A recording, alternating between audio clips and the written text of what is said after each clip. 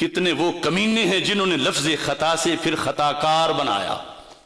میں کہتا ہوں، میں زندہ خود کہہ رہا ہوں، جب وہ فدق مانگ رہی تھی خطا کار نہیں تھی، نہیں تھی، نہیں تھی۔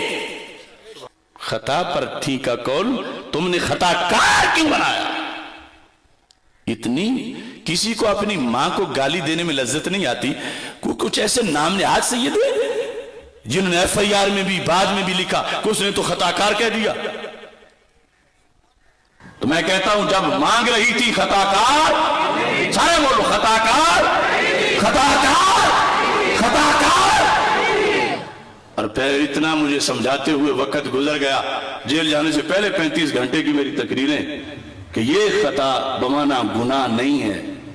خطا بمانا گناہ نہیں ہے، خطا بمانا گناہ نہیں ہے، بلکہ اگر گناہ کے ساتھ اس کو ملایا جائے تو ہم وہ بھی جائز نہیں سمجھتے۔ کس طرح ہم نے نعرہ لگایا، بے خطا بے گناہ، بے خطا بے گناہ، بے خطا بے گناہ۔ ہم نے تو یہ بتایا کہ جو لفظ خطا گناہ کے ساتھ ملا ہوا ہو، ہمارے نزدیک وہ بولنا بھی جائز نہیں ہے۔ لفظ خطا جو گناہ کے ساتھ ملا گیا ہے، خطا و گناہ، چونکہ اس میں پھر گناہ والی بو آ جاتی ہے۔ تیسرے نمبر پر خطا معصیت نہیں جو یہ میں نے بولا، خطا گناہ نہیں جو میں نے بولا، خطا عیب نہیں جو میں نے بولا جب مانگ رہی تھی۔ وہ کیا ہے؟ اذا حکم الحاکم فاجتہد واصاب فلہ اجران،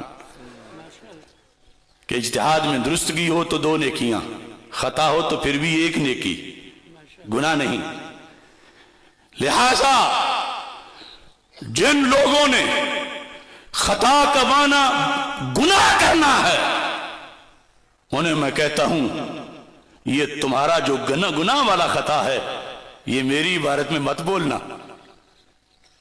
میں کہہ رہا ہوں کہ جب مانگ رہی تھی خطا بمانا گناہ پر نہیں تھی، نہیں تھی، نہیں تھی، مانگ رہی تھی تو وہ خطا جو وہ معنی اجتہادی ہے۔ لہذا جس نے لفظ خطا بولنا ہے اور معنی اپنی مرضی سے کرنا ہے، گناہ، عیب، معصیت، وہ پھر میرے لفظوں میں سے لفظ خطا مت حاصل کرے، وہ اپنی کوئی خطا تلاش کرے۔ میرے عبارت میں وہ لفظ ہے جو نبیوں کی بھی شان ہے، اور اس کا معنی گناہ، اور اس کے لحاظ سے جو انہوں نے لیا ہوا ہے خطا پر نہیں تھی۔ جو خطا کا معنی گناہ لیتا ہے خطا پر نہیں تھی، جو خطا کا معنی معصیت لیتا ہے تو پھر خطا پر نہیں تھی۔ ہاں میں بول رہا ہوں، میں بتا رہا ہوں، تو کیا معنی ہے کہ خطا اجتہادی جو ساتھ ہی کہ جب بھی رسول پاک صلی اللہ علیہ وسلم کی حدیث سنی تو سر تسلیم خم کر لیا۔ اصل میں گھڑا تھا روافظ نے، وہ چپ کر کے موج سے سو رہے ہیں، اور یہ چلتے چلتے اب آگے اس کو سبق کو یاد کر کے بیٹھے ہیں۔